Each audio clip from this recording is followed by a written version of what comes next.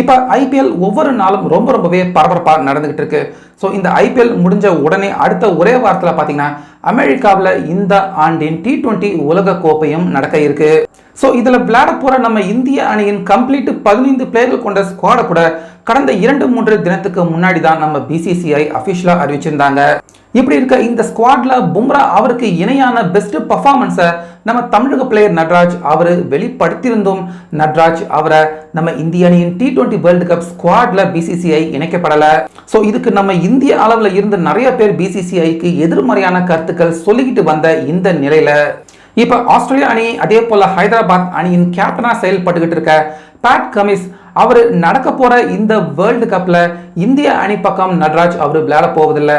அதுக்கு பதிலாக ஆஸ்திரேலியா அணி, அதாவது எங்க அணிக்காக இந்த வேர்ல்டு கப்ல நட்ராஜ் அவர் விளையாட போறாரு அப்படின்னு ஒரு பேட்டியை பார்த்தீங்கன்னா நேற்று ஆட்டம் முடிஞ்சதுக்கு அப்புறமா பேட் கமின்ஸ் அவர் சொல்லியிருக்காரு.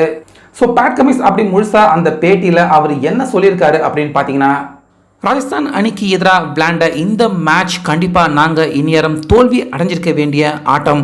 கடைசி 3 ஓவருக்கு 26 ரன்கள் மட்டுமே ராஜஸ்தான் அணிக்கு தேவைப்பட்டிருந்தது. அப்போ 18வது ஓவரை போட்டிருந்த நட்ராஜ் முதலாவது பந்திலேயே ஹெட்மயர் அவருக்கு சிக்ஸரை கொடுத்தாரு. ஸோ அப்பவே இந்த மேட்ச் முடிஞ்சு போச்சு, நாங்கள் தோல்வி அடைஞ்சிட்டோம் அப்படின்னு தான் நாங்கள் நினைச்சோம்.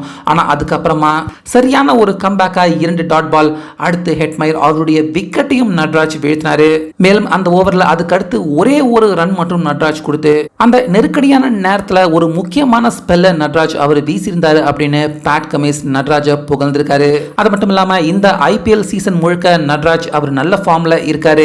நிறைய இடங்கள்ல அவர் புத்திசாலித்தனமா பவுலிங் பண்ணியிருக்கிறத நானே பார்த்திருக்கேன். ஸோ இப்படிப்பட்ட ஒரு பிளேயரை இந்திய அணியில இருந்து T20 வேர்ல்டு கப்புக்கு தற்போது தேர்வு செய்யாம இருக்கிறது எனக்கே ரொம்ப பெரிய அளவில் அதிர்ச்சியாகவும் ஆச்சரியமாகவும் இருக்கு அப்படின்னு பேட் கமின்ஸ் சொல்லியிருக்காரு. அது மட்டும் இல்லாம இப்ப நட்ராஜ் அவர் பர்பிள் கேப் வின்னராகவும் இந்த ஐபிஎல்ல மாறியிருக்காரு. இதுக்கு மேல ஒரு பிளேயர் என்ன தன்னை நிரூபிக்க முடியும் கிரிக்கெட்ல அப்படின்னு பேட் கமின்ஸ் கேள்வி எழுப்பியிருக்காரு. அது மட்டும் இல்லாம நட்ராஜ் அவரை நீங்க ஒருவேளை இந்திய அணியில T20 வேர்ல்டு கப்ல பயன்படுத்திக்கலைன்னா சொல்லுங்க, நாங்க எங்களுடைய அணி, அதாவது ஆஸ்திரேலியா அணிக்கு கூட்டிட்டு போய் இந்த வேர்ல்டு கப்ல நட்ராஜை எங்களுடைய அணியில நாங்க விளையாட வைக்கவும் தயார். அந்த அளவுக்கு ஒரு திறமையான சிறந்த பிளேயரை தான் தற்போது இந்திய அணி வேர்ல்டு கப் ஸ்குவாட்ல சேர்க்கப்படாம இருக்காங்க அப்படின்னு பேட் கமின்ஸ் நேத்து நம்ம நட்ராஜ் பார்த்தீங்கன்னா அவர் பர்பிள் கேப் வின்னரா மாறினதுக்காகவும் அதே போல ஹைதராபாத் அணியை ஜெயிக்க வச்சதுக்கும் முக்கியமான காரணம் நட்ராஜ் அப்படின்னு அவரை புகழ்ந்து பிரஸ் மீட்டார்களை சந்திச்சிருந்தப்ப இந்த விஷயத்தை பேட் கமின்ஸ் சொல்லியிருக்காரு.